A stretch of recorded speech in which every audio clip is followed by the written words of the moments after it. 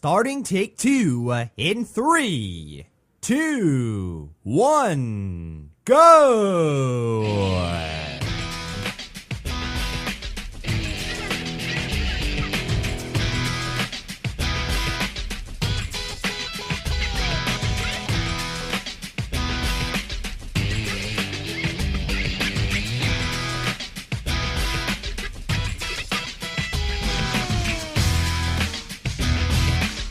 Hey, everybody, how are you? Welcome to Take Two right here on the Voices on the Net Network. Thank you all for taking the time to hang out with myself and Ronnie. Hey, Ronnie, how are you? I'm doing great over here. How are you? Doing awesome. Got a nice night's sleep. I'm ready to go. Ready for an awesome show. We do have a great show planned for all of you, so you're going to want to stay tuned. As a matter of fact, it's so early in the show that you could let other people know, let your family, let your friends know that the show has just begun, and we're ready to give you what we've got. But we'll get into all of the good stuff. We're going to have Ronnie make it official. That is right. If you're new to the program, she makes it official at the beginning of every episode. She'll announce the episode number. She reaches into her envelope, and she'll pull out an episode number as we continue our trek to the next mini milestone. We're very close, and of course the next major milestone, the 300th episode of the show. Amazing how many shows we've done, but we'll get to all of that in just a moment. But beforehand, if all of you tuned in right now, it'd be so kind, would you please, as the great listeners tuned in, visit www.theonthenet.com. That is right, the Voices on the Net Network's website, where you, the listeners, will be able to find more information regarding the Voices on the Net Network. In order to find that information out, all you need to do is go up to the top of the website. Yeah, check. You click the About link. Yeah, check. You'll reach a web page that will provide you everything you need to know pertaining to the Voices on the Net Network, and in thorough detail, check. So if you're a new listener, well, it will give you everything you need to know rather than Ronnie and or I explaining it to you. You could also check out podcasts of any of the episodes from any of the shows. And yeah, they're all available on demand for and at your very own convenience. They're all there for you. Articles, content. That's what you want, right? It's all at www.theonthenet.com. www.theonthenet.com. Here he goes with those W's again. There I go with those W's again. It's like, what the heck's going on here? Ronnie has a fetish with my W's. It's crazy. I never thought that would ever happen. Serious. But it did, and well, you never know what will happen on this program. That's why it is so great to do it with Ronnie. That was a double entendre. Yeah, that sounded so wrong. Yeah, this is not one of those types of programs. Oh, it's not. No. Okay. No. All right, Ronnie, we've got to get from you the episode number. This is the portion of the show where you reach into your envelope and you know the rest. We are approaching our next mini and major milestone, so do the honors, hon. And what episode have we arrived at? Episode 289. There you go.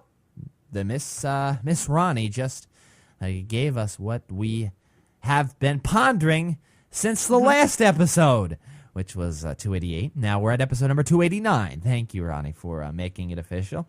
But yeah, how are you, Ronnie? How are things? It's been a while since I last talked to you about, 16 or so hours ago on the show. if you don't count the times we chat on Skype and on the phone and whatever. But yeah, you know what I mean. Well, I'm still, same thing, same old. This is my third week of college and 2 weeks left. All right, so you have to promise us, Ronnie, that you're going to provide us with a similar to a countdown, letting us know every day, every show, you're edging ever so closer to your graduation, because we're getting very close now. Very close. So you have to let us know. You have to update us, okay? We want to know. I want to know. I'm sure many of the listeners want to know. I would hope they would all want to know, but yeah, I have a huge test coming up, though, next week. It's for the whole entire 4 years of going to college. Now it's That's what they do. Oh, boy. That's what all colleges do when you're a senior. Let's see if you remember anything. Well, they really want to put you to the test. They want to see if you've either been partying the 4 years, B, sleeping in class, Or C, I'm sure there are other letters involved. Or C, paying attention to what the teachers had to say and doing your work. So they want to know. That's a lot to retain, though, over 4 years. So it is. What are they doing to help you study for that? Are they giving you what's going to be on the test? Are they going to, you're given an outline. So what I did, I went back to my programs, look through the entire 4 years of what classes I took, what was actually involved in that class, and then you look at the objectives that you're supposed to learn for that class, and then I just kind of copied everything out so that I understood that one, I met that objective, and that's how I'm going through it. So I'll be brain dead, next week. Hey, I know exactly what you're talking about, hon. Listen, I just got done with completing my economics class. I had my final, and even before the final, I had a math test to do, and it took me probably a total of probably about 6 hours to do both of them. I was brain dead after that. It's a lot of work, but you're working towards that goal of getting your degree, and it's all worth it. So you take the pain along the way, and that's how you look at it. But promise us that you will update us along the way, Ronnie. We want to know. So if I show up and I'm like, there's a reason. Right. But we know you'll give 110% regardless. Even if I have to paint eyeballs on my eyelids, I will be here. We can bank on that. Absolutely. All right. Well, welcome once again, folks, ladies and gentlemen, to the 289th episode of Take Two, one away from the next mini milestone show. Glad to be here with my gracious co-host, and of course, joining us are you, the brilliant listeners. And well, when we talk about Facebook, we talk about Facebook on the show. We do. But we may be talking about another social network very soon. Yeah, Google has decided, and there were rumors ensuing around the interwebs and so forth, that they were creating a social network. They were. Now it's true. They're in a trial period. Recently, they've released their trial social network. Could this be a threat to Facebook? Well, we're going to talk about that during the opening moments. It's called the Google Plus Project, and it's codenamed Emerald Dream. And clearly we know what Facebook is all about. Facebook is the pinnacle of what a social network should be, or should it? Clearly there are always innovations anybody can make. We all probably ponder every now and then, Facebook should have this, or Facebook should have that. Well, then in that case of us pondering that, that's what Google's doing with Google Plus. That's what the Google Plus Project, or in other words, codenamed Emerald Dream. They're going to try and work on things that Facebook hasn't done yet. They haven't done yet, or maybe have planned to do but haven't done yet. That's what they have to do, because if they copy Facebook, what's the point of moving over to another company, another social network? So, Ronnie, do you think there's more to this? Are they going to focus solely on, I'm coming for you, Facebook? Or, seeing that Google's other competitor, they have plenty of competitors, Microsoft for one, they're in the enterprise business with Google Suite. We know that. They want people to flock to their Office products online. They would rather us use, maybe type an article or a school paper online, use the cloud rather than use Microsoft Office. So do you think there's more that meets the eye when it comes to Google? They want it all. Or are they going to solely focus on Facebook here? Because, well, Facebook is really the center of the internet if you want to take out Google for a second there. I think that they want a whole lot more than just Facebook, but I think right now they're going to solely focus on what we don't like about Facebook. But then one thing they put out there is the privacy issue that Facebook, basically, it does have privacy problems, but you are in control of those issues. I don't think this is going to be any different. The only problem I see with this type that they're bringing out is, number one, they're having 3 groups. So what you want to show to your friends, you can show to your friends. What you show to your boss, you show to your boss, and to your family. But can't you do that now with Facebook? Depends on what your privacy settings. You can do friends only, whatever. But Google has one problem that Facebook does not have. And then it works very, very closely with the government. So they might have to where they're not going to share our information, so they say, with advertisers or anything like that. But are they going to share our information with the government is another thing I have a problem with. Right. And this is something that we've talked about before. We've talked about Google having certain issues in that category and so forth. But if you're on the internet, and this is something that I think people just have to get used to, if you're on the internet, I have no problem being public. I don't. I'm on the air. I say everything. I don't mind.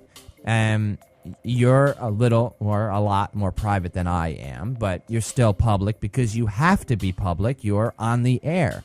I think people in general should embrace being public more than privacy. I'm serious when I say that. I really think people should embrace the public eye. It's just, this is life. We're living a life. You want to live in a bubble. You want to keep certain things from people. Everybody's going to hide secrets. Everybody's going to hide things every now and then. But what's the point of stressing over living in a bubble all of your life? So if you don't want something to be sent out on the internet, don't post it. It's as easy as that. I mean, that's common knowledge there. You're going to hide in a bubble and not join social networks, or you're not going to do this, or you're not going to do that because you're afraid somebody's going to see it? Well, welcome to the club, because that happened even off the internet, before the internet even occurred. So welcome to the club again. Yeah, everything about you is already on the internet, regardless. I mean, if you vote, you're on the internet. If you drive, you're on the internet. If you make a purchase at Kohl's department store, you're on the internet because you use the credit card. So regardless of what you use, because I can look anybody I want online and investigate them and look through and nose and find out what's going on. If I really wanted to delve into someone's life, right, I can do that because everything is out there. Some people out there have a tendency to thinking that I won't bank online, but I will use my debit card at Walmart. Guess what? It's going through the same thing. That bugs me too. It just drives me crazy. It's like, listen, you're doing the same thing. It's going through the same process to get where it's going.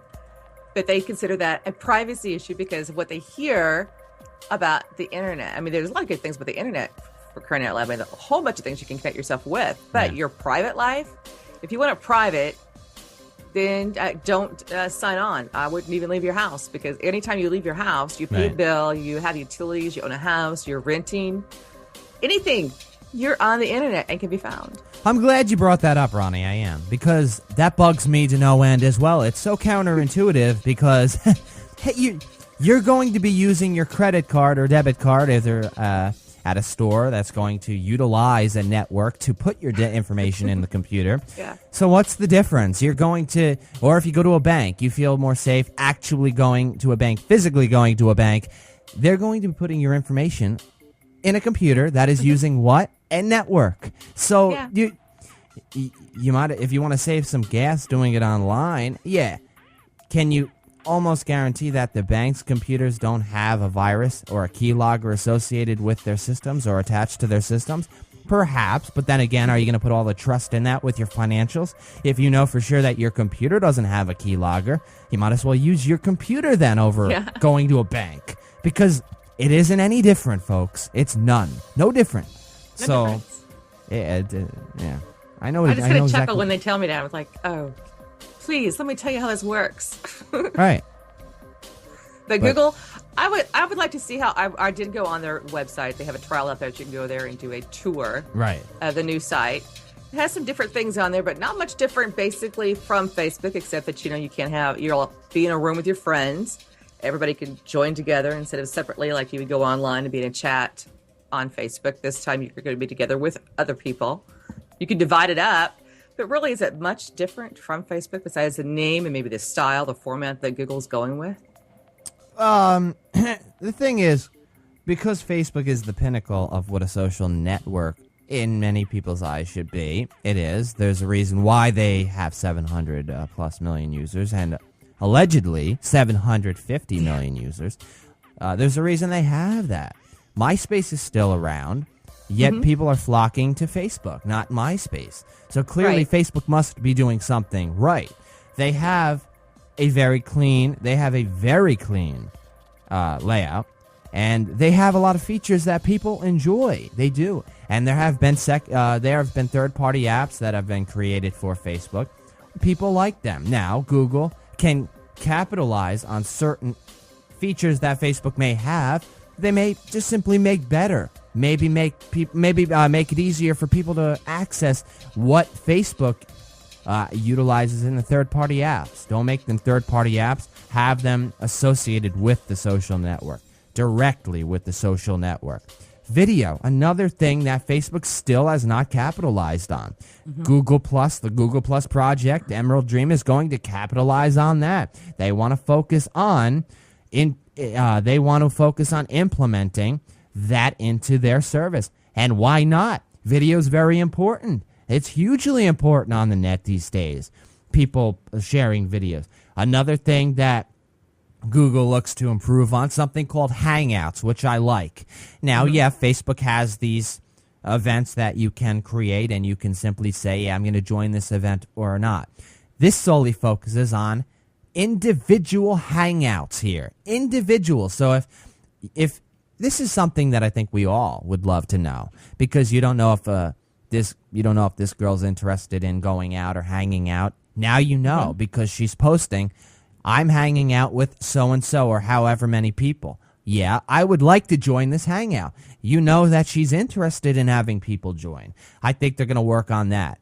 The instant upload, I like that because they want to implement video, more video within a social network, because after all, we're on a computer, it's virtual, we can't physically touch anybody, but video is, in other words, the next best thing. You're seeing them. So if you could implement video along with the text-based social networking, connecting through networking, that's huge, huge. And Google has the capability to do that because, well, they're Google. Yeah, duh. I mean, come on. Everything goes through Google eventually. Even to get to Facebook, what do? You Google it to get there. You're absolutely right. That's where they have a stranglehold on it. If you're going to search for somebody's name, and we talked about this on a past episode, and I brought this up when we were talking about if you're going to search for somebody's name, you're going to more than likely search where? Google. Not Facebook, Google. You're going to search for their name on Google, and if it comes up, which it will, if they have a Facebook profile, it will come up in Google search results. You click their link, and it will take you to their profile. They have a stranglehold on that, no doubt in my mind whatsoever. Another thing that Facebook wants to, or Google, the Google Plus project, and codenamed once again, if you just tuned in, Emerald Dream, they've released a trial, folks, of their social network, Google.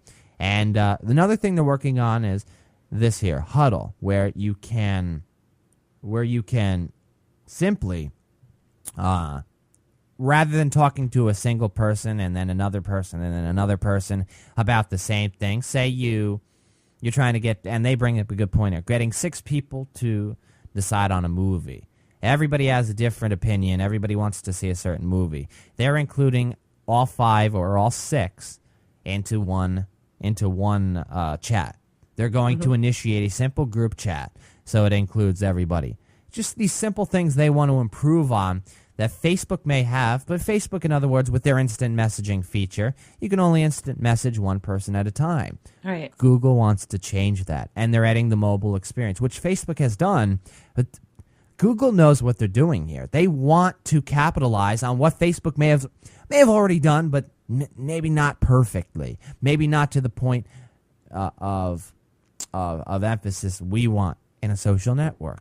There's always things you can improve on, and that's what Google's going to do. But Facebook's not going anywhere anytime soon. Believe me when I tell you that. They're not. Because you don't have to be a rocket scientist to figure this out either. They have hundreds of millions of users. So it's going to take a while before those users go elsewhere. And they're going to need quite an incentive to go somewhere else. Or they can hold 2 places at once, but I don't think that too. That's another thing. Over. Yeah, that too. Go ahead. Yeah, to be part of different types of communities. I don't want Facebook when I sign on, and if I go online, make myself known that I'm online. I mean, I get bombarded. I can have a whole screen full of different chats, and you're trying to keep a hold of it. And what's the one good thing that I thought that Google did improve on and perfected as far as that was concerned was that you are in a group setting to where you're not one conversation going over here, when you can all go in the same window and far easier. Right. I'm anxious to see how this turns out. And will I change?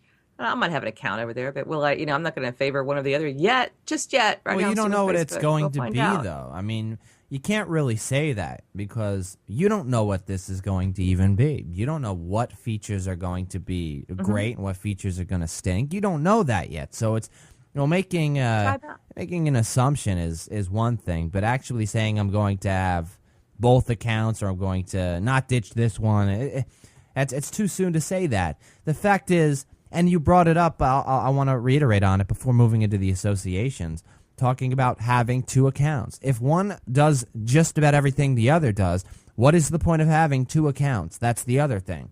Because adopters, early adopters, are going to move over to the one that does virtually everything the other one does, because that's usually what happens. It happened with MySpace. Facebook took over, and now Google, I'm sure, hopes to capitalize on what Facebook did to MySpace. So that's going to be interesting to see, to notice what occurs. Whether people keep two accounts or whether they just ditch one and go to another. You don't want more overload, more overhaul. You want to limit the amount of things you're doing on the net. It's bad enough that Facebook, even though it's only one service, is all over the place in terms of multitasking. So you want to double that overhaul by adding another social network such as ran by Google that is also everywhere. Your machine's going to blow up with all of the windows that are open. So yeah, I think we're going to have to wait and see here exactly where this goes, but they've created it. It's in its trial stages, codenamed Emerald Dream, the Google Plus project, and clearly Facebook may have a competitor on their hands right here. So we shall see. We'll cover it. Ronnie and I will talk about it. We're looking forward to it. We do have to move into the all-important associations part of the show. That is right. Episode number 289, Ronnie and I, we associate as things that have the association to whatever episode number we're at. In this case, 289. So we're going to get Ronnie to start us off with one. What do you have for us over there, Ron? I have a good one, and I wouldn't have thought about this until I had gone into my laundry room because I have a picture of this. Okay. Delmar, who actually paints, or they're reprinted, but he paints 200. He has painted thus far 289 prints of people hiding the mystery of people. So they're hiding behind a closed door, maybe a shawl, maybe their hand, maybe another person. So he hides people in the mystery. So that's what he puts in his pictures. And I have one of those hanging up downstairs. With really? Damar, 289 prints in circulation thus far. Huh. Interesting. Very interesting. 289 prints. And you have one of them. I have one. Very cool. Very cool. Very cool. All right. Well, I've got an association, and we've been talking about this really around now as we speak because it is around graduation time, and many schools have already graduated if you're a senior, or many schools are already out for the summer, of course. But if we talk about George Washington High School, that is right, George Washington High School, yeah, we want to congratulate 289 graduates from George Washington High School. They graduated. Nice. It's awesome. We go back to the classes that were a bit smaller than this, but not too much smaller. And it seems to me that it's been in between 200 and 300 people for a class. Mm-hmm. And that seems to be the norm, unless you're in the center of the country in the middle of nowhere, where 50 people in a class is not out of the ordinary. 289 people graduated. Congratulations to all of them for their for of course graduating, and we wish them well in their future. So yeah, huge accomplishment. Oh, absolutely, yeah. All right, you have another association over there for us, Ronnie? The Adventure Project. This is quite interesting. It involves Africa, to where they decided to do a 1 to 1,000 challenge, to where it took Americans who had they were farmers themselves, took pictures, and they actually associated themselves with one farmer in Africa to raise awareness of how people are able to feed their families and so forth. And with that money, they were able to do 289 more irrigation pumps for their farms. Really? So they were able to create 289 more irrigation pumps for their farms? Yep. For each farm. One farmer gets one. So there was 281 more added to their agricultural areas. This is in Africa. Africa. Ah, very cool. Very nice. Thank you. We're going to get into Ronnie's funny law. We want to see what she has for us for this 289th episode of the show. But before, I want to give you another association here. The online charitable giving revenue from IsraelGives.org. It's Israel's largest charity portal. I want to let you know in 2010, according to reports, increased by 289% in donations. Now, the company's report, based on online giving to 600 organizations in the 19 months from June of 2009 to December of 2010, shows a distinct growth in online donating by Israelis. Now, we have 3 points here. One, in the second half of this period, the number of online donations grew by 197%. Two, during this period, the amount of money donated online by Israelis grew by, 289%. And three, the average online donation grew from 235 shekels to 343 shekels. So, pretty decent increase at IsraelGives.org. It always, when it comes to countries holding donation drives, you have, area charity portals. And you see increases like that, people giving back philanthropy. I think philanthropy is a great thing. I really do. And if you have the money and you hold it and hoard it all to yourself, do you have the right to do that? Yeah, it's your money, but you don't get as much respect from me as opposed to somebody else that shares that money because they have it. Because there are other people that are less fortunate out there, even though they try their hardest to succeed, but luck just doesn't fall. That part of luck doesn't fall on their side. The part of what you need, in other words. I don't care what anybody says. You could be the smartest in the world. If you don't have a little bit of luck on your side, you're going to fall short. It's the way it is. It is. So always great to see increases like that. All right, what about a funny law before heading into your stamp of reparation? What do you have for us, Ron? This one comes from Indiana, kind of a twist in the law, so to speak. It is Chapter 4-2.89. And a man over the age of 18 can be arrested for statutory rape if the passenger in his car is A, not wearing a seatbelt, 2, her socks and shoes are off, and she happens to be under the age of 17, which is odd because Indiana, the age of consent is 16. So the age of consent is 16 in Indiana, yet if you're in a car and she's not wearing a seatbelt, or if she is socks, no shoes. So she's not wearing a seatbelt, no socks, no shoes, that guy's screwed, basically. Is that screwed? Literally. But the fact is, people make love in their cars all the time. Yeah, at 17, many would argue is quite young to be fooling around. Then again, how many of us did that when we were 17 years old? So let's not be hypocrites here, but... Yeah. So if you're going to fool around, just keep your seatbelts on. I guess Remember, safety first. I'll tell you, it doesn't make as... I'm trying to figure out the realistic purpose behind this law here.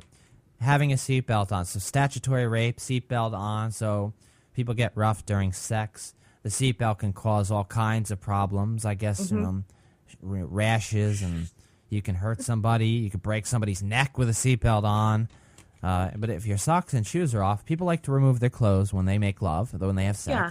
So I don't see how that's the case unless their car's dirty and there's all kinds of like sharp objects and you cut your foot or something along the lines of that. And I don't know. I'm trying to think of realistic purposes behind this law. I understand. Well, maybe if you're having sex in the car and you accidentally hit the gear shift kick out of gear, if your seatbelt's on, you have a chance of survival, I guess, if you're going down that hill. I guess that's where they're going with this here, okay. For the very, very rare chance of that happening, in other words. So people are going to be having sex while they're driving their vehicle. Yeah, okay. That's going to happen very often. Uh-huh. But just in case it does, just do not do just it in Indiana. Case. Very interesting. Well, thank you, Ronnie. As always, we look forward to, the funny laws portion of the show. All right, we got to get into Ronnie's stamp of reparation. We'll see we'll hear, for that matter, what Ronnie has to tell us for this 289th episode of the show. But before we get into Ronnie's stamp of reparation, we'd like to thank our sponsor, as this portion of the 289th episode of the show is brought to you by Audible.com. And, well, we thank Audible for their support of the Take Two program, as well as the Voices on the Net network, with over 85,000 audiobooks to choose from, ladies and gentlemen. 85,000 and counting. Ronnie and I have an excellent deal, an excellent offer for each and every one of you, and you don't have to spend a single dime. You don't. Nope.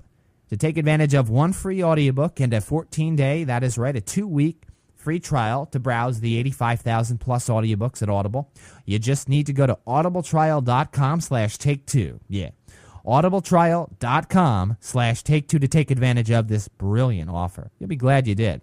Because even if you're not an avid reader, but you may pick up a book every now and then, or a magazine, or you like to read an article every now and then online traditionally, word for word, more than likely you enjoy, say, listening to your media, whether it's a podcast or radio show, music on your computer or your MP3 player, or you enjoy watching movies or your favorite television shows. The auditory experience is one to experience for yourselves. Comparable to that. You're basically in the book. You close your eyes, the voiceover artist adds that appeal to it, dramatic appeal, comedic appeal, make you feel like you're actually in the book. Check it out for yourself. No risk involved, no money spent. You don't have to risk a single dime. audibletrial.com/take2 to take advantage of one free audiobook and a 14-day free trial. You'll be glad you did once again. As always, we thank Audible for their generous support of the Take Two program, as well as the Voices on the Net network. Thank you so much, Audible. All right, we got to get into Ronnie's stamp of reparation. You've got a few minutes here to give us what you've got. So, you ready to deliver, Ronnie? I'm ready. You've got the mic. Big one here. How would you like it if your criminal justice was being hijacked? This is the United States of America. Remember, our justice system was divided into different jurisdictions, different rules, different policies. And the Constitution clearly states what the Constitution does not provide for the federal government. The states can actually decide what they want, as long as it doesn't interfere with your constitutional rights. I guess one guy who is not actually he was not born in America, let's say. He was born in Hungary. Mr. George Soros, otherwise known as a screwy dude, has decided that, our states that American people we are just stupid. We are dumb, JJ. We don't have the ability to go out there and vote for who we want to be in office as far as the judicial matter, as far as judges in your jurisdiction, your city, your town, your county. That I guess we're just not smart enough to put these people into office. Unfortunately, Mr. Soros has decided that he has come up with a better option. How about the merit system? And who gets to put these people in office? Guess who? Your governor, which already is in charge if a judge cannot fulfill their deeds or they pass away, commit a crime. A vacancy is there. The governor automatically fills that seat. That he is not going to stop there. He now wants your lawmakers. He wants your government offices of that state to determine who will hold that seat. So what does that mean for you and I? Right. That means our vote doesn't matter. That these people could put in whoever they want into office based on their political needs, not based on the people's agenda, which is actually what the foundation wants us to be. Right. This guy happens to be a billionaire, and he spends millions and millions, tens of millions each year supporting what he feels is right, what he feels, what he believes in. Right. So he has the money to do what many others do not. In other words, rather we, the people that do not have the billions, have a voice. We all have a voice. And we all have our own views, but we don't have the money backing us. And that's the thing. Money in many cases buys quite a bit. We know that. This will buy way too much. First of all, he didn't become naturalized in this country until 1961.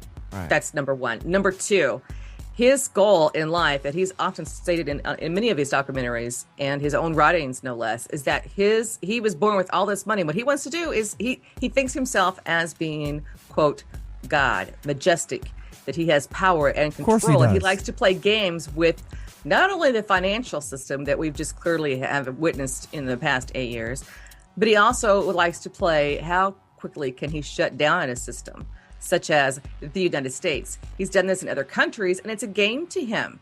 Now he's in the United States, and another game is at stake, to where if you can't put the political agenda through office the legal way, like through voting, right, we will put it through your court system. Now, the founding fathers divided it in legislative, the executive, and the judicial branches. And the judicial branch was not allowed to be politically controlled. Therefore, politics cannot determine the rulings from the bench when the judge interprets the law. Mm-hmm. In this case, the judge will be interpreting the law not based on we the people, but who is in office. I'll tell you, a lot of people upset with this, with what's occurring, because not everybody has, and this is what I got from this story. When certain headlines are misleading when you read them, this guy has the millions and millions, the billions and so forth to do basically what he wants to do. We know he's a known financer. We know he's a known businessman. He's a philanthropist.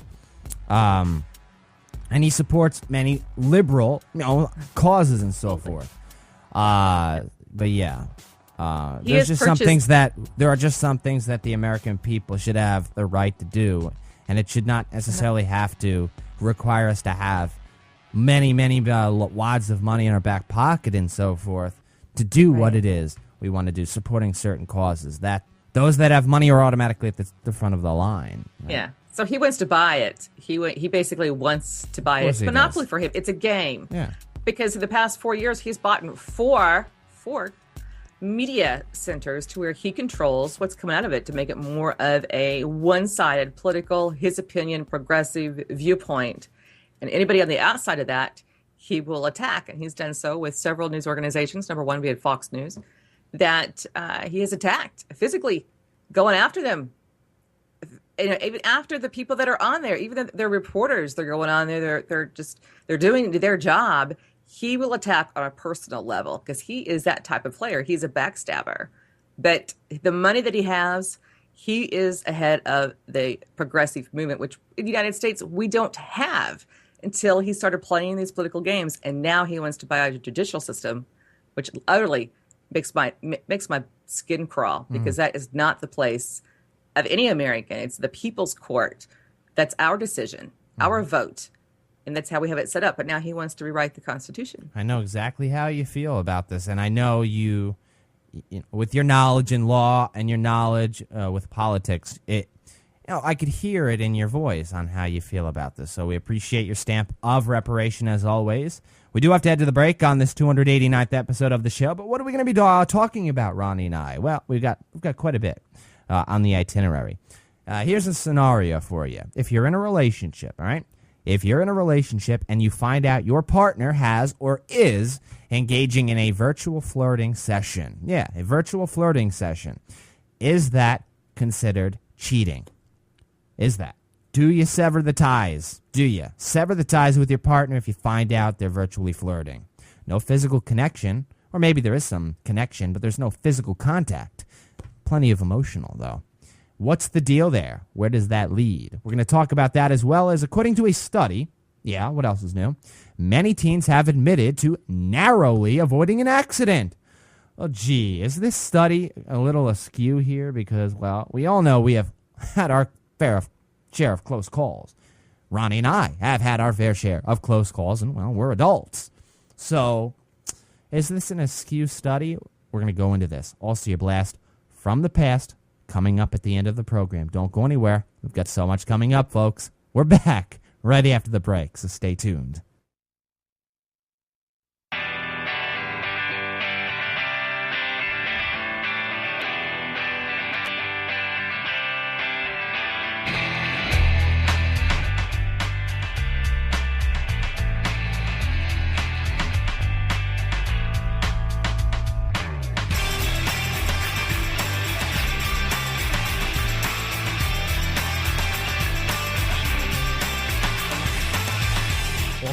Seriously, slap a sticker on my butt and call me certifiable, because we're back.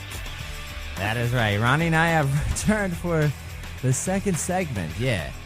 The second segment of this 289th episode of the show. And we've got quite a bit to talk about. You don't want to go anywhere. As a matter of fact, go and tell your family, go and tell your friends, go and tell everybody you know, even those you don't know. More than likely you're networking on many of those social networking sites. You have many friends, but you don't know them. Tell them all that there's a show going on here. Well, we're glad to be back, Ronnie and I. We've got so much to talk about. We're going to get into all of that good stuff in just a hot moment. But before we do so, if all of you tuned in right now would be so kind, please visit www.vonthenet.com. That is right, the Voices on the Net Network's website, where you, the great listeners, will be able to find more information regarding the Voices on the Net network. Yeah, all you need to do in order to find that information out is go up to the top of the website where you'll see the About link. You click it, and it will take you to a web page providing you everything you need to know pertaining to the network and in thorough detail. Really an excellent guide for those of you that are new to the network, you know nothing about it. Yeah. You can also check out podcasts of any of the episodes from any of the shows. And, yeah, they're all also available on demand for and at your convenience, and articles and content and more content. It's all available at vonthenet.com. All right. So, Ronnie, welcome back to the show. Thank you. And I'm not muted this time. I'm really You're getting used to it? You're getting used to not pushing buttons. Is that even possible from you? Probably not. Because you love pushing buttons, don't you? You really do. I do. You love it. So I guess, yeah, to each their own. I like, no, I'm not going to lie, Ronnie. I enjoy pushing buttons, too. I got a lot of buttons over here to push. I really do. I've got I need the so easy many. button. I know. You have a lot of... See, I was in heaven there. Yeah. I still have to wonder whether or not Ronnie pushed any of them, because I'm telling you, I noticed a different sound. Yeah, I noticed a little different, a little tweak in the sound after Ronnie left the studio. And, yes, it just wasn't the same until I had to spend days tweaking it to get it back to the original sound. You know, there's that, listeners email me, they always praise the sound that I provide. I'm dead serious. I'm not trying to toot my own horn. Listeners email me and let me know that they love how the podcasts sound, how the live shows sound, that there's just there's that pop behind the vocals and so forth. So, yeah. But we are back for the second segment of this 289th episode of the show on our trek to the 29th mini milestone. Of course, the 300th episode, the next major milestone. But we have a lot to talk about on this show, so why don't we start things off with this first item here. Hey, Ronnie, if you're in a relationship, all right, you're in a relationship and you find out your partner is on the computer and flirting with somebody else from God knows where, are you going to place major emphasis on the fact that you may want to kick him to the curb because he's cheating on you? Or have there been limited ground rules placed out in the internet or the digital age? Clearly, if you found out your partner was physically flirting with somebody else, you'd be irritated. But is it the same if you're, say, virtually flirting with somebody? If you're virtually, on the computer talking to somebody else and there happens to be some flirting going on, is emotional connection or emotional contact comparable to physical contact? That's a tough question, especially when you're talking about today's technology, because you can get a hold of anybody you want on there, and there is no set ground rules in a relationship until someone crosses a line or that someone else thinks they've crossed that line. But innocent flirting, I don't have a problem with that. I don't think that's not cheating. I think that's just normal human nature. I mean, I flirt. I'm not attached either, but then again, if I was attached to somebody, you're not in a relationship though. So right. If I was in a relationship with somebody, I would flirt to a point, but I would not have that emotional attachment though either. I think the emotional attachment is what makes the bigger difference here, because if you're in a relationship, isn't all of you? Why wouldn't you though? That you would though. You would have him. You wouldn't be having, say, in a physical connection whatsoever, but you would have an emotional connection. Emotional, right? If you're in a relationship, you want all of that from that person. You want the physical and the emotional from them. Then you start questioning yourself. What are you not doing that they have to go online to get the emotional needs from somebody else? That I would have to end up questioning if I was in that relationship. All right. I don't think that there's anything wrong with the innocent flirting, but I think when it gets down to the emotional involvement, then I have a problem, because that's something you should be sharing with me, not with somebody else. But the fact here, as And I'm glad you're going into this. I'm glad that you took a turn because I thought you were going to. I thought you were going to maybe take a different turn here. But I'm glad you went the way you went because it allows me to bring up different factors and throw. I always have plenty of ammo in my arsenal. Talking about that because say your partner, all right, just maybe through text, maybe just saying a few nice things, and it seems as your partner's flirting. Say that escalates to that your partner sending pictures of him naked to somebody else virtually. Does that change the scenario? Does that change the term, or no? It's just the same as the human nature aspect. They're just being friendly because they want to see your husband or your partner naked, and he's going to send the naked pictures to just an individual on the internet randomly.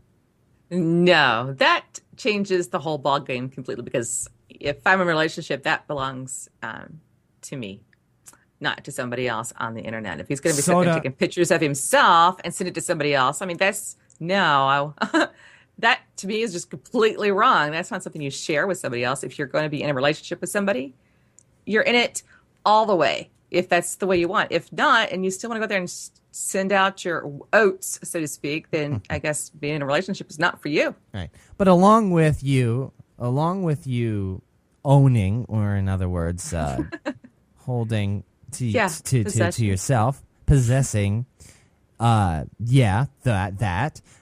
also possess or hope to possess his emotions too. Yeah, that's right. You want to. That's why I think that's kind of a fine line, because I wouldn't want to think that I'm with a guy that is sharing his emotions with somebody else that he cannot share with me. That would feel awful. Then why would I'm in that relationship? I wouldn't know. At that point, I would question myself. But I think the innocent flirting, I don't have a problem with that. If that he would like to flirt, that's a given to a point. But I think when you start sharing something of yourself that you're supposed to be sharing with your partner, then I have a problem with that. That to me is an emotional cheating. Right. But what about habitual flirting? The fact is, when we're talking about flirting here, there are so many different definitions to flirting. So it goes deep because, figuratively speaking, deep. Oh boy. That's not the word to use. Or maybe that is the word to use in a discussion having to do with flirting and sending naked pictures to other people. But somebody that flirts, it could simply be, oh, I think you're pretty, just to some other female online. Mm-hmm. It's as harmless as that. I mean, when you're going out, walking the town with your partner, and your partner sees somebody else that happens to be good looking and eyes them, are you going to kick them to the curb for looking at another female? No, you're not. Mm-hmm. It's just you're going to look at other guys. It's just the way it doesn't mean you're going to go out with them. But is there that line that is crossed once you even emotionally connect with them? Because if your husband or your partner, while you're walking the town, goes up to another human being, a female, and goes up and says, I think you're pretty, while you're in a store getting something, your partner happens to be across the street, and you notice that, is that going to be any different than your partner doing that online? Because they're physical. Is that it? Physical, they're eye to eye, face to face, human being to human being. Versus virtual to virtual. You're speaking to somebody virtually. Is there a difference between that? I think it is to only a small degree, and that is that online you think of them as being far away. They're not accessible. But if they're right there in front of you, that's another ball game all unto itself, because women are very, very we very, very territorial when it comes to that issue. Now, if you're online, it's not much of an invasion of your territory because they're either far away. You consider when someone's online as being far away. Okay. Consider being right in front of your face. Now you have someone invading your territory. Okay. That becomes an emotional stance on that. If that's the case, then your partner sending naked pictures to that individual shouldn't mean anything to you then, because they're not They're not in your territory. No. But that's something he shouldn't be sharing over the internet with somebody else. But should he be complimenting and flirting and doing whatever it is? See, you notice where I'm going with this. I'm not trying to back you into a corner here, but what I'm trying to say is there are different definitions of flirting. You can say, I think you're pretty, and then there's the next step between maybe having a virtual, I don't even want to say cyber sex session, but just some sort of just an intimate moment online where you're talking to somebody else. And then there's another step where you're talking about perhaps maybe video chatting with somebody else, and then you start getting intimate by taking your clothes off and this, that, and the other thing. And then maybe, maybe we should meet over a cup of coffee, just with friends and so forth. There are different definitions. These are all flirting. But then again, flirting is also, I think you're pretty, or just joking around, smiley faces. If you were to see your partner using smiley faces saying, I think you're pretty, that's a flirt session. You may get a little jealous right there. So there are different definitions to the term flirting, which is why utilizing it online versus flirting physically, noticeably, that's why there are talks about this. There's a great article on usatoday.com that talks about it. Are online flirtations cheating or not? And they use the example, of course, Anthony Weiner, of what he did. We know what he did. And you're going to send naked pictures, it's going to be crossing that line there. That's one step you don't want to cross, even if it is online, clearly. Mm-hmm. Well, number one, Mr. What's his name? I don't even like him anymore. That what he did, his wife is pregnant, and he's supposed to be a political figure in political office in New York. And what he done crossed several lines because, in New York, there's sexting laws, and he was in charge of that particular law, and he violated that law. Now, his wife doesn't seem to be, at least as we have not heard, we don't know what's going on behind the scenes. We only know what they put on their political face when they come out to support their spouse or whatever in that type of media. But I would be anxious to see what she thinks about this because she's still staying with him, but we don't know what's going on behind closed doors. But we know that he's going to leave office or has already left office because of that. But sexting is one thing that most states have that is against the law for people to do, mostly for juveniles. But I think adults the same. And then in a relationship, because we know what you would do you make a great point though, is that when you're flirting in front of somebody in real life, maybe that's what it is. We think that technology, the internet, is not real. Look how many sites that you can go to and play in another character.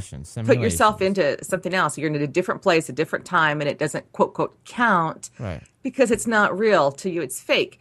But when it's right in front of your eyes and in your own area, your own arena, it's right in front of your eyes. No longer is it fake. This is now real life. But the thing is, realistically, it is real life, even so, online. But I think the image that we get, maybe the feeling that we get, is because it just seems more fake. But is that something to hold caution for? Because deep down inside, it's similar in some cases to your maybe you're suspecting your partner is actually cheating on you, but you're not going to physically get in the car and follow him because you don't want to know. So what you don't know doesn't hurt you. But you know that your partner is flirting, say, online with somebody, but the flirting's not going to go past the internet because they're so far away, and you would suspect that your husband or your partner does know what's going on or where the female is. Even the other way around. If it were the other way around, and I'm suspecting my partner is using the internet and flirting, I would be concerned. Absolutely.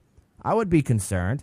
Now, I'm not going to kick her to the curb if she says nice jacket to another guy that happens to have a nice jacket on, but I'm going to be concerned if there's excessive flirting, and that's the other point I want to bring up. Excessive flirting. There's the difference between simply saying you have a nice jacket and then flirting with somebody for 20 minutes. If you're flirting with somebody for 20 minutes, that's turned into a conversation, an actual conversation. And that right there, yeah, I do have a bit of a problem if there's flirting going on. No, I don't have a problem with you talking to another guy through your friends. But if you don't know the guy, there's obviously some sort of flirting if you've been talking to them for, say, 20 minutes maybe. If you said that they have a nice jacket, what is that? Where is that going to lead to next? Where is that going to lead Under to? the jacket? Right. It just, I wonder, I'm concerned by it. I don't want full control over my partner, but I also want her to remain faithful to me. I want, if I'm married, or I want her to at least be honest with me. And I'm the one you're with. Flirt with me. Yeah. That's what I want. That's what I want. I think that most people want that. You want someone's full attention. And if you're online and you're flirting beyond the normal, oh, you're good looking type thing or whatever type of, people go on there. Look at the chat rooms that you see that they go into that. I think I would be concerned if my guy would go into a chat room. There you go. Perfect. Where there was a girl barely clothed. And he was in there. What is he looking at her for? Even if she is clothed, Ronnie, you would be concerned if your husband or your partner is going into a chat room. This is a chat room. First off, why is your partner going into a chat room to talk to other people that happen to be female when you're in the same room or in the opposite room where you two can be hanging out? So there has to be a bit of concern right there. There has to be. There is. If it gets to that far, yeah. I think the innocent things you can do it in chat, not room, just chat, just if you're on an IM and you're talking to somebody, that's different even if they have to be the opposite sex. But you're just visiting with them. You're not, maybe you know them, maybe you just, you're just talking to them. Someone chimed in there. I don't agree with that. I would have a problem with to a point. But if you're flirting beyond, hey, you're pretty, you're this, and it goes beyond that to where pictures want to be exchanged and you're lovey-dovey with them, that I think you should be with me. I have a big, big, big problem with that because I want all of the guy, not just he shares bits and pieces with me and then bits and pieces with other people. I want more than that.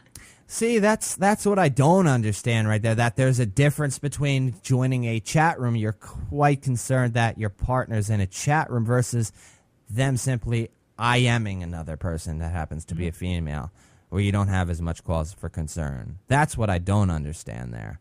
I want to know why you don't have as much concern for somebody that's talking to your partner via IM as opposed to, say, a chat room, because doesn't necessarily mean they know the other person on the other side that they're chatting with via IM. So if you're not concerned via individual IM, instant messaging, or chat, they could have 5 or 6 different individual chat windows open and you wouldn't even be concerned about it. So that's kind of, you're lapsing over your judgment there. So, it's your opinion and all, but I'm just saying, if you're concerned about one, you should definitely be concerned about the other, I would think. Well, worried that one's going to turn into the other. Not that my eyes would not be over one shoulder. But why would you're concerned that one's going to turn into the other? What is the difference between your partner talking to the other person via instant messaging and then you being concerned it's going to turn into a chat room session where they're going to be talking just as they are individually in that IM session? The only difference between an IM and a chat room is that there are more people involved in the chat room. That's the only difference. And if they're chatting amongst one another, they're going to just stay in a chat session, an instant messaging session, because clearly they're into each other or just flirting with each other.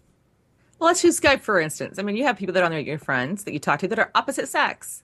That is that I wouldn't have a problem with because they're on their friends' lists. They probably talked to them before I came into the picture. That's a bit different. But going to, you're taking yourself specifically into a chat room beyond a normal quote, quote, chat room. You're talking about a news organization. You're in there with a show that's going on versus what's actually going on the screen, that there's a female on the screen. Maybe there's some kind of sexual innuendo going on there and you're in that room with other people doing the same thing. I have a problem with that. That's not something I would want, my God, to share with somebody else. I want you to share it with me. Yeah, I understand that, but the thing is, like if you're on Skype though, and you're talking into a private conversation, I just that's it depends on how far that private session goes. But if I mean, I have guys that talk to other females. I before. understand that, Ronnie, but a flirt can occur if there's some sort of ulterior motive or not. A flirting session can occur no matter what. Flirting session can occur in a news chat room. A flirting session can occur in a chat room that's focused on flirting. That has the focus around that. So it doesn't necessarily matter.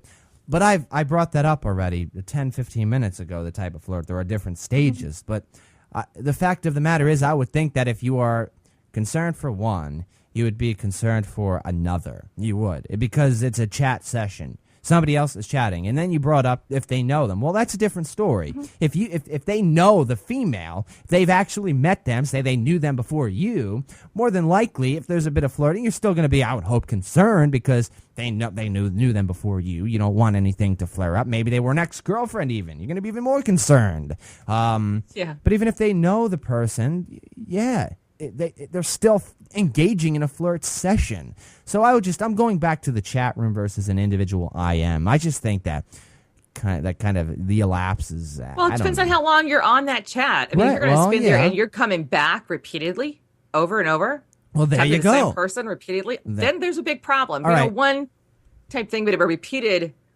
encounter.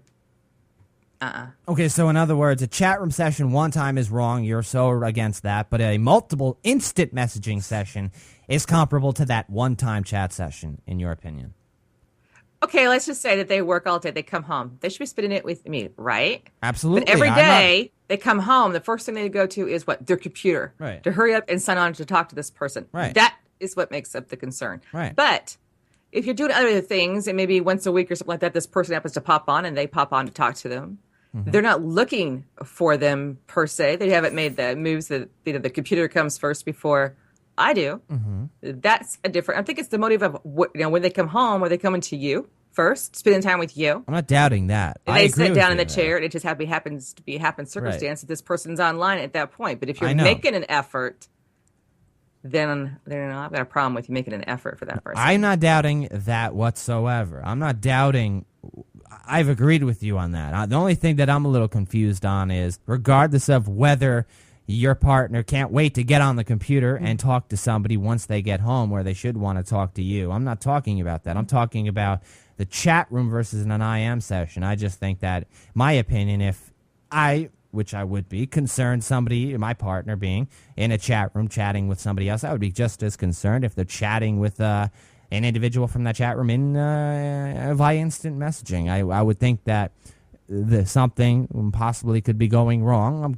Then again, I'm a bit more jealous than the average guy anyway, but I'm just saying, I'm making a point that if you would be concerned with one and not the other, that's a little bit of an elapse of judgment, because I think you would be concerned for both purposes. You want to make sure that your partner is into you, and clearly into you. Don't necessarily have to put a stranglehold on him where you're going to force him to stay away from saying anything nice to other females. But we're talking about chat room sessions with flirting here versus an instant messaging session that involves that same amount of flirting going on. So yeah, I understand the amount of time somebody takes to get on the computer once they get home. These are all factors added to it. But regardless of those factors, there are other causes for concerns, at least in my opinion. So I wanted to go into this because there is an interesting article on usatoday.com about whether online flirtations are cheating or not.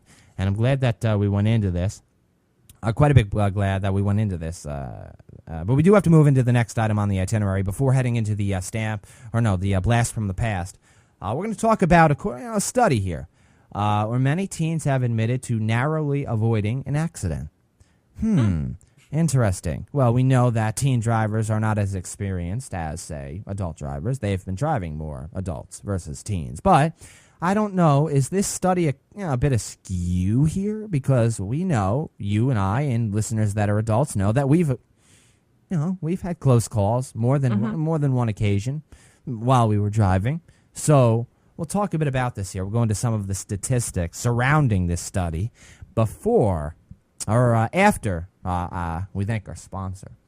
This portion of the 289th episode of Take Two is brought to you by Audible.com. That is right, Audible.com. And we thank Audible for their support of the Take Two program as well as the Voices on the Net network. Now listen up, ladies and gentlemen, because Ronnie and I have one heck of a deal for each and every one of you, and you don't have to spend a single dime. Nope.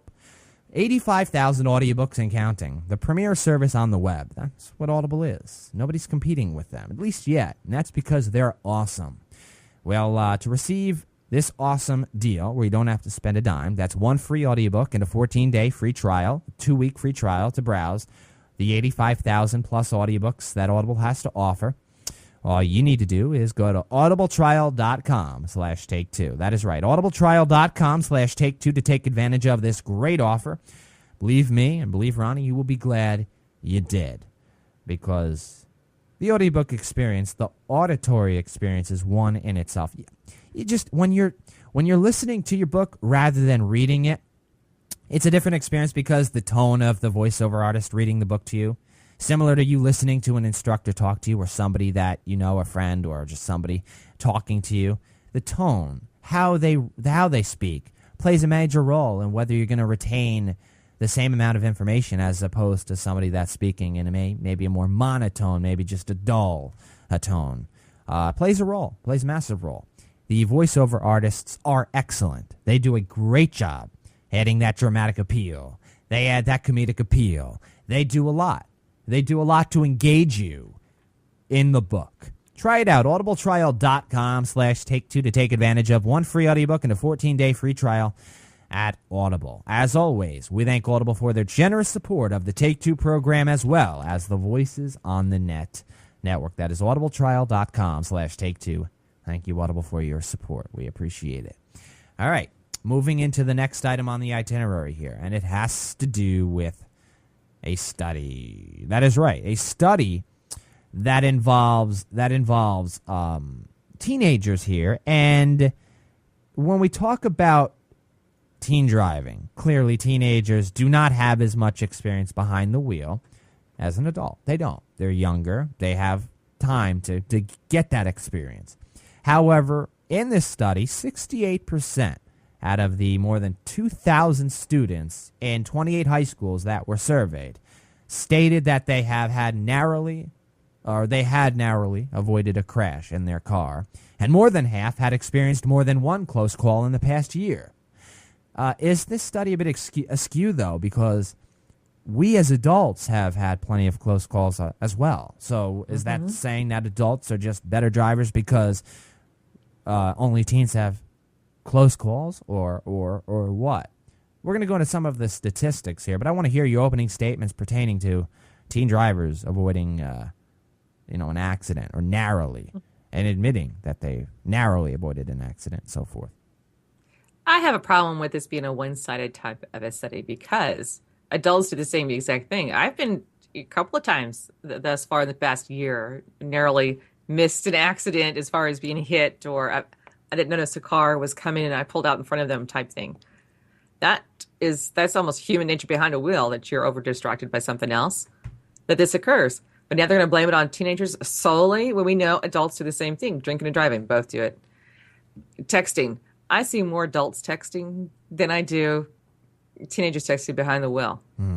So is there a big difference between the two? I think one just tries to state that teenagers are irrational. They're not responsible enough.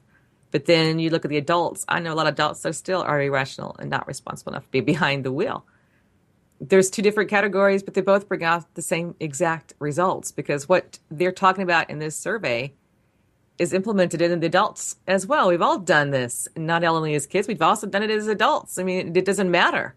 Right. They've also taken it even to a bigger degree with these types of studies, which are skewed against the elderly, to where they will say that the elderly had also a high percentage, of potential of high risk accidents. And then they end up, making a law to where after 65, they have to continually come in, do a driving exam as if they're just, Right. getting a new license right off the bat based on this type of statistical data. And I think it's wrong. No, I absolutely understood. Absolutely agree.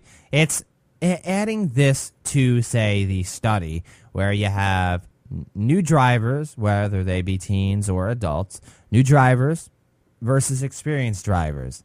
equal the amount of close calls they may receive in their time driving or whatever. Who's going to have more of a chance? Who out of these people versus you have the adults versus the teens, or new drivers versus experienced drivers? Does that sound better than teens versus adults in this case? Because new drivers are going to be new, so clearly they may be more prone to accidents because they're not as experienced behind the wheel. Or the experienced driver that has been driving for, say, 15, 20 years, they have much more time on their hands, more chances to get into close calls. You understand where I'm going with this? The newfound driver, clearly, seeing that they don't have much time, maybe less than 6 months under their belt, does that mean they have less of a chance of having a close call? But also place into that equation that they are a new driver. They don't know how to drive as well as somebody that's been driving for 15 years. That experienced driver has more experience behind their belt, under their belt, but they've been driving for so many years. So clearly they're going to have more of a chance to have a close call, to maybe narrowly avoid an accident or even get into an accident versus, say, somebody that's a new driver. And it doesn't necessarily have to include a teen. It can include an adult. But this study talks about teens specifically. More than 2,000 students in 28 high schools were surveyed by Liberty Mutual Insurance and SADD, which is Students Against Destructive Decisions, for the study. And of those who had a close call, 55% blamed other drivers or the weather. Yet when asked what was happening at the time of the close call, 30% said they were speeding, while 21% said they were texting, and 20% said they were talking to passengers in the car. Now, back in April 2011, I believe this is, a study by the Children's Hospital of Philadelphia and State Farm Insurance found that when crashes occurred because of an error made by a teen, 20% of the time distracted driving was to blame. Now, speeding was responsible for 21% of crashes in which teens were at fault. So notice how they are including utilizing that phone and so forth, because clearly we know that that has something to do with many crashes, many accidents, many fender benders. Now, many would feel 21%, that's it. Texting, that seems like a low number out of 2,000 students even. But there are other factors involved. That speeding isn't, even though technology has taken over our lives, speeding is still prime. You're right there, your foot's on the gas, boom, you're going to push into, you're going to go into high gear right there, you're going to go quick. You don't even have your phone in your hand at that time. You're focusing on going fast. You know what I mean? So that has to be, that's the focus in that. They try to term the teenagers as juveniles, to where it's a bad influence of them being behind the wheel. But you notice that the two that were doing this study happens to be an insurance company and, of course, the hospital. Of course. To where two things are in dispute right now in America. Number one, discrimination within the insurance companies of charging a different price for a teenager versus an adult. If there wasn't that dropped to where everybody is charged the same thing as, there's no depletion of age to where, it's 25 and then a different price age. And everything was, as a teenager got behind the wheel, it was very, very high price. And as you got older, they lowered that percentage as far as your payments on your insurance. And now they're going after the insurance companies for discrimination lawsuits of age, to where that can't be done anymore, is what they're hoping to do. And then all of a sudden, voila, we have this, quote, study of how dangerous teenagers are behind the wheel. But when you're behind the wheel, you're responsible for what? Your four corners, your four tires, as to where they're going and what you're doing. That becomes, as an adult stage, it's because you learn more of a defensive driving skill as an adult. Right. Maybe, if they're concerned, how about instill a defensive driving course in school? I mean, they used to teach driver's education in school. Why not implement one driver's ed that is defensive in nature and see how that goes? But even with the adult age, it's not going to change at all. Adults are just as reckless as anybody else. It depends on where you are, where you're located, how much traffic is going on in that particular location, because traffic in New Jersey is going to be different from traffic in Nebraska. All of these factors are not filtered into this study. Right. Now, disregarding any bias the insurance companies or hospitals may have involving a study that has to do with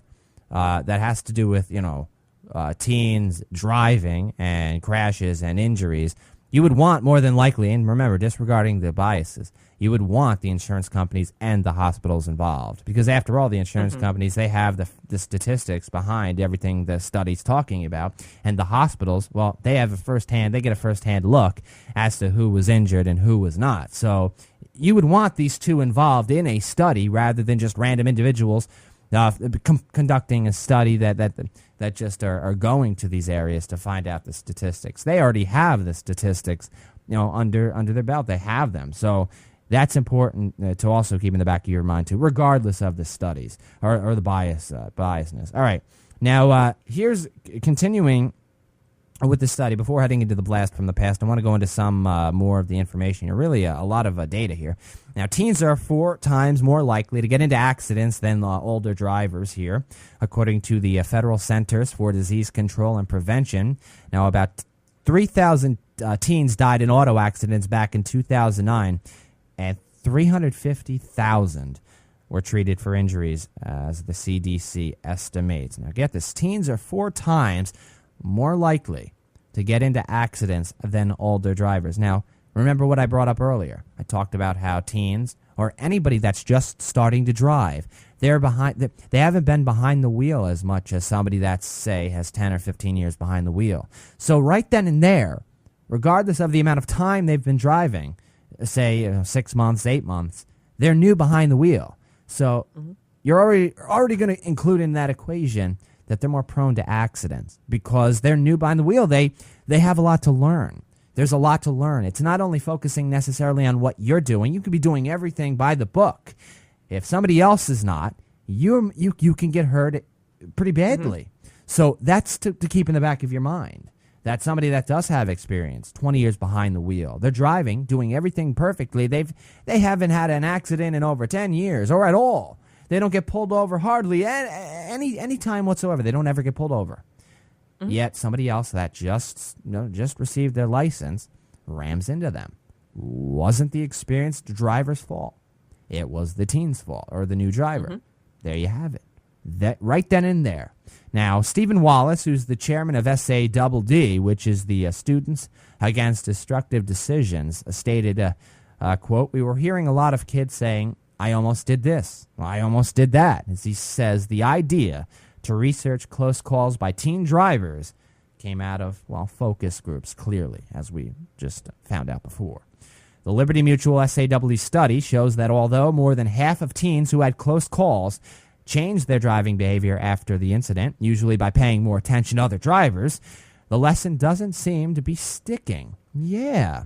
A little over half said their new habits lasted only a few months or less. What is it going to take for people that have had a close call or even gotten into an accident, for that matter, to change their ways if they were, say, the cause of it? You know what I mean? Sometimes it's going to take, money speaks loud, but, also your freedom makes more of an impact on your life. Yeah. As far as kids changing. I know there's a teenager here who was actually pulled over 7 separate times for DUI, and they hadn't even reached the age of 18 yet. Wow. 18. And it wasn't until the final one that involved the crash with her baby in the car It's a shame. that she realized, oops, I got to change my ways. Well, if still she had to serve time in prison for the repeated offenses, because then she was 18, plus having a minor in the car, which was her own daughter. So sometimes you has to hit really close to home, almost upside their head, before they realize that a change has to be made. All right. Now, just finishing this before heading into and that's a shame, it really is, Ronnie. But before heading into the blast from the past, I just want to finalize some of these numbers here, talking about the study. Teenagers are more likely, or most likely for that matter, to change their driving habits after being involved in a crash or an accident. There you have it. And that's what I brought up before. What's it going to take to change their ways? That a close call versus having an accident, clearly, there's a difference. Having a close call, you didn't get into the accident. Now, I'm not saying that if you're texting or you're speeding, to go and get into an accident to change your ways. I'm not saying that. But obviously, an actual accident would change your ways. You would not want to get into an accident once you've experienced it. And the severity of that accident also will play a role in it, because you may be severely injured. Well, yeah, you know how bad it can be, an accident. So getting into some numbers, only 36% of those who had been in a crash stated their new habits lasted just a few months or less. Most, however, said the change in their habits was, quote unquote, forever. There you have it. I just wanted to get into that here. We also, of course, know about parent-teen driving contracts as well. They go in stages. Before the new driver, in this case the teen, gets their license, they start having a parent or somebody in the car with them, and then they have a restricted license, and then they have an actual license. So plenty of things going on here in this study. Glad we went into this, Ronnie. Really glad. We do have to go into the blast from the past. So what do you say we go into the past? Do you want to take the time machine into the past with the listeners? And I'm ready for a trip. You ready? What's going on? All right, folks, here we go for episode number 289 of the show. Ronnie and I, well, we present to all of you your blast from the past. Enjoy. What about any of the products, Ronnie? Come on. You got to back me up here. You got to come on. You got to be quicker than this. Work gloves. I'm telling you what. Even the little plastic ones, the disposable ones, I run out of. I forget to buy them because I don't use them that often. But if you come across something you don't want to pick up and touch with your hands, right. Let's just say you're taking the trash out or something happens and you're picking something out in the yard or whatever. I keep forgetting to have those. So you need to buy those. But they got to buy a box like you have tissues. They also have the disposable gloves. Yep. No, exactly. And I apologize for that sound. Somebody's doing something right outside the studio. Somebody's blowing the leaves. So you're gonna have to just focus on my voice rather than what's going on out there. And I will give it to whomever's out there doing that because they know the show's going on and they clearly don't give a damn for some reason. And I will make sure that they hear from me, believe me. Another essential item that would clearly work perfect right now are earplugs because, well, if you had earplugs now, you wouldn't have to hear that blower out there that it's louder than anything. They do make blowers that are not loud, by the way. But clearly, that's not one of them. Earplugs would probably be good. Not as much of kind of a joke there. Not as much an essential item that you would need. Although I guess having earplugs would be good if you don't have headphones, if you want to concentrate. But I guess more than likely having scissors in the house is important. Scissors. Yeah. How many times have you run into a situation where you need to cut something and you don't have scissors nearby? I always keep scissors in my desk, my drawer, because it allows me to cut something just randomly, really. Yeah, that's how I am. I keep one. I have a certain pair in the bathroom, in my studio, in the kitchen. Right, exactly. What about another item, Ronnie? A fire extinguisher and baking soda. I learned that one as well because when I grew up with my parents, that's all they always had one. I didn't think about needing one. Fire detector, yeah. Fire extinguisher, no. But yeah, I would keep one.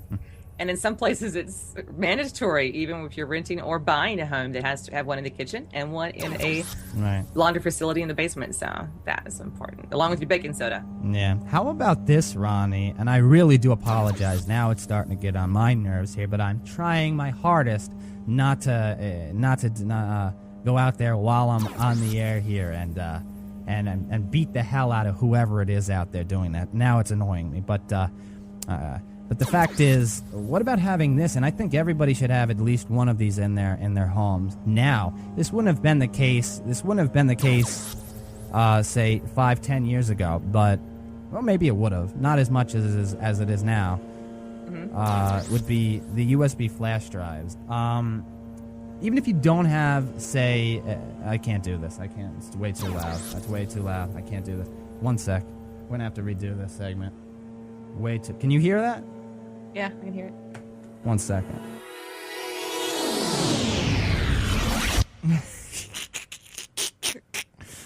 Yeah, I guess the time machine decided to pick out a time that happened to be quite annoying. We remember that, right? I remember that. Yeah, that was unfortunate. Absolutely. Louder. It just got louder and louder, didn't it? It was weird.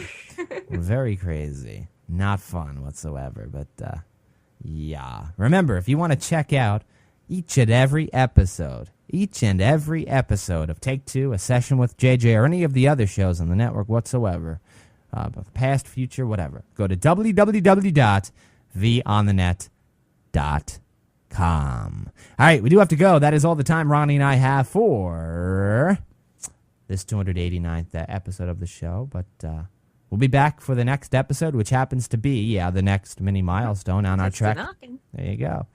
As we continue our trek to, of course, the next major milestone, the 300th episode of the show. But we do have to go now. Until next time, so long, everybody. Much love to you all. Bye-bye. Take care, everyone. Bye-bye.